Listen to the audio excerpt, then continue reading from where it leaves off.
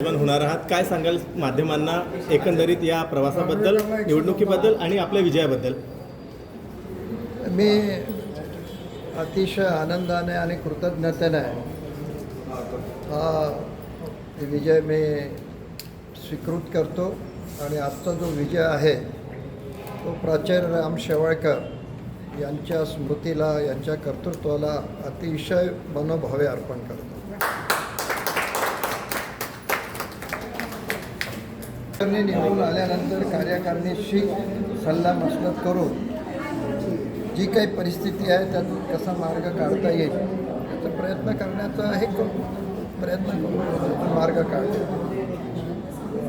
त्यानंतर विदर्भ साहित्य संघाची जे काही परंपरा आहे आणि पुढचे काही नियोजन, काही हे असेल डोक्यात की आपल्याला असं करायचं आहे, जी काही चांगली परंपरा असेल ती अगदी मनोभावे कायम ठेवण्यात येईल. परंतु जर काही गोष्टी बदलण्याची वेळ आली कार्याच्या संदर्भात किंवा एकंदरीत प्रशासनाच्या संदर्भात, तर त्यातही बदल करण्याचा प्रयत्न करण्यात येईल. सर्व चांगल्या गोष्टींचा स्वीकार आणि ज्या काही त्रुटी राहिल्या असतील त्या कशा दूर होऊ शकतील या दृष्टीने प्रयत्न.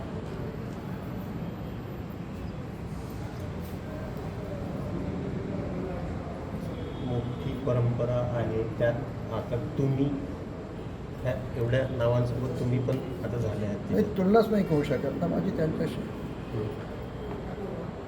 माझी तुलनाच होऊ शकत नाही. मला माझ्या मर्यादा ठाऊक आहे आणि त्या मर्यादेत राहून जेवढं शक्य आहे तेवढं करण्याचा मी प्रयत्न करेन.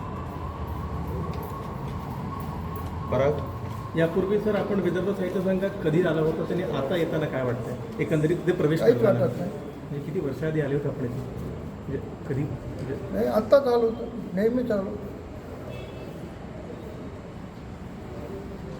शिवाय साहित्य संमेलनाचा मी संमेलनाध्यक्ष होतो. 2-3 यांचे विदर्भाचे जे संमेलन आहे ते आयोजित करण्यात आले. वरूडचं संमेलन केलं. कॅलिफोर्नियाला मागच्या वर्षी 2 वर्षापूर्वी महिलांचं संमेलन झालं. वैदर्भीय लेखिका हे झालं, संमेलन झालं. नवीन आहे असं नाही. काही नवीन संशोधन लागलं असेल तर मला माहीत नाही त्याबद्दल.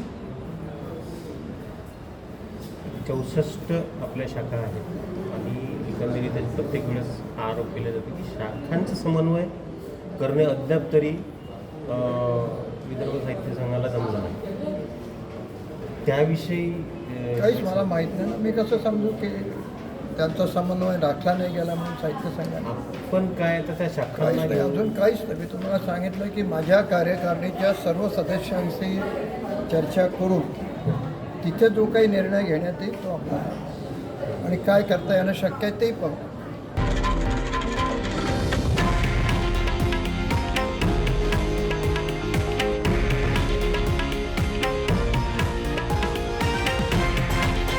हे आहे देशातील नंबर 1 न्यूज नेटवर्क आणि आपण पाहत आहात TV9 मराठी, एकमेव.